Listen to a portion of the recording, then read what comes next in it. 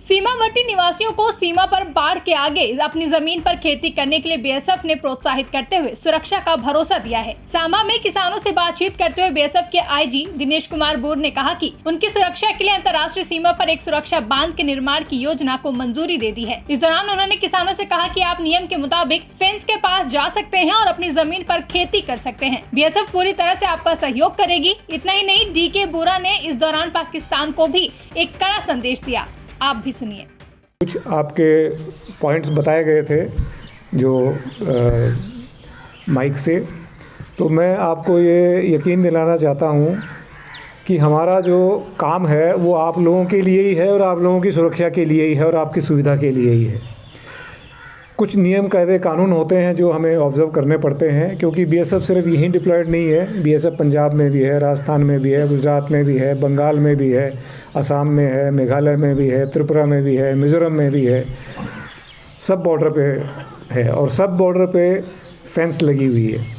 और फेंस के आगे जाने का और पीछे आने का एक तरीका होता है, उसके लिए कुछ नियम बने हुए हैं, उसका पालन हमें भी करना होता है, वो आपको भी करना होता है, क्योंकि बिना नियम कायदे कानून के तो कोई काम हमारा चलता नहीं है। दूसरा ये है कि मैं चाहूँगा कि आप सभी लोग आगे जो ज़मीन है फेंस के उसमें खेती करें।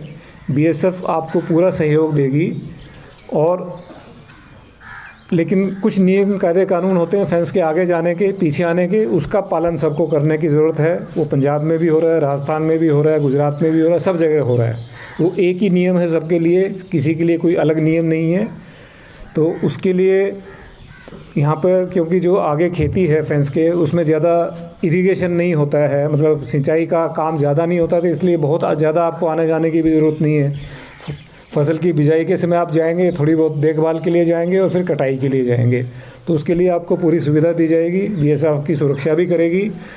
और अगर आप सोचते हैं कि आगे लगाएंगे, हो सकता है कि हालात ख़राब हों कि फसल फिर काट पाएँ नहीं काट पाएँ, तो उसके लिए हम यकीन दिलाते हैं ऐसी सिचुएशन हम नहीं आने देंगे। अगर हमारी फसल नहीं कटेगी तो हम सामने वाले के भी नहीं कटने देंगे। तो निश्चिंत होकर काम करें। बीएसएफ आपके लिए पूरा सहयोग करने के लिए तैयार है। जहाँ तक आपने बताया बंद बनने के लिए, और उसके लिए जो प्रपोज़ल है ऑलरेडी गृह मंत्रालय ने उसको अप्रूव कर दिया है। उसके लिए जैसे जैसे फंड्स आते हैं उसी प्रकार से वो आपके बनता जाएगा। तो मेरी उम्मीद है कि अगले 4-5 साल में हमारा पूरा बॉर्डर ऐसा होगा जिसके ऊपर बंद बना हुआ होगा, और उसके पीछे आराम से आप अपने खेतों में काम कर पाएंगे। अगर कोई फायरिंग वगैरह होती भी है तो किसान जो खेत में काम कर रहे हैं उनके ऊपर सीधा असर उसका नहीं पड़ेगा, और अपना छुपाव या आड़ लेने का मौका आराम से मिलेगा।